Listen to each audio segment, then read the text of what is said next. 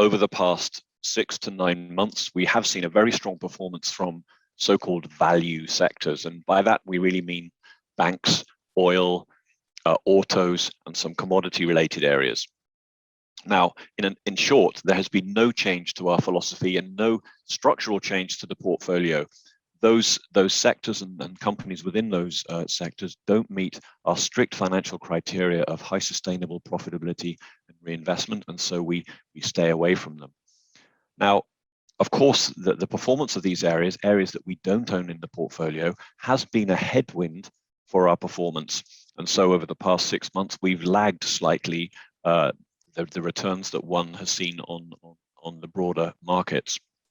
But of course, we've seen these periods from time to time in the past. Every 3 or 4 years or so, these sectors which are structurally challenged, they have a strong performance for a brief period when people are excited about rising bond yields. But these periods of performance are short-lived.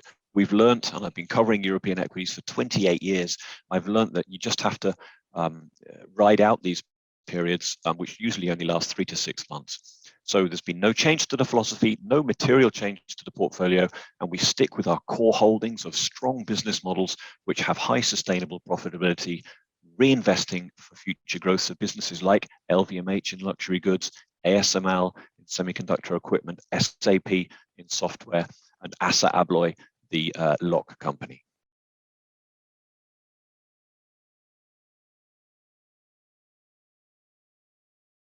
Well, we've been applying the sustainable management style that we have and that we employ on the fund since I joined Carmignac, so 5 years now on this fund.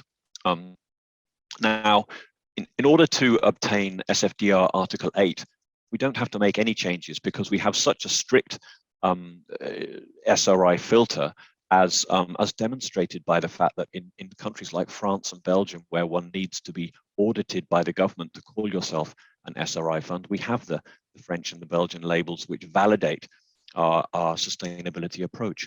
And when we talk about our sustainability approach, we really make a distinction between ESG, incorporating environmental, social, and governance criteria when we're assessing the risk and return on a given investment, which we do, and that would be enough to satisfy Article 8. But over and above that, we also have an SRI filter. We want to reach certain targets. We target low carbon exposure for the fund. We target several exclusions. We exclude several stocks and sectors such as gambling or weapons or tobacco and many others.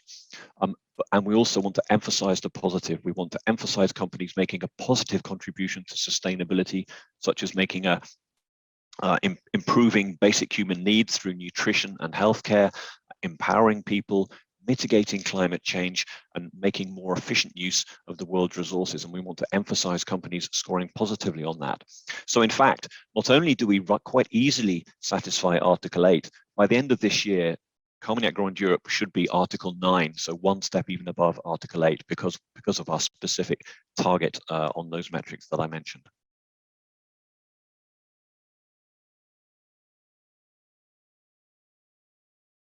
Well, within the ESG area generally, I think now is really the right time to be re-increasing exposure to renewable energy.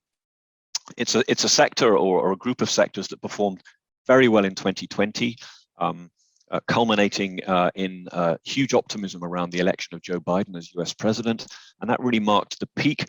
And since then, and at that time, many stocks were, I would say, discounting a lot of good news. But since then, stock prices have fallen 40% or more. Also, we've seen interest rates rise, especially bond yields, and that's been a headwind for the sector. But now there seems to be bond yields are stabilizing, and there's less worries about rises in interest rates.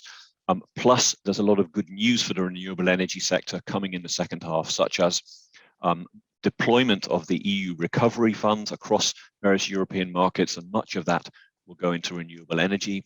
Plus, we expect Joe Biden to extend tax credits on renewable projects in the US. And also, the EU itself will be coming up with upgraded 2030 targets for renewable energy. So, combination of all of those three factors, stock prices have fallen a long way. bond yields are stabilizing and there's a lot of news flow coming, we've been increasing exposure to solar and wind through Ørsted, the offshore wind farm developer, Vestas, the leading wind turbine manufacturer globally, and also in Spain, Solaria, the Spanish solar farm developer.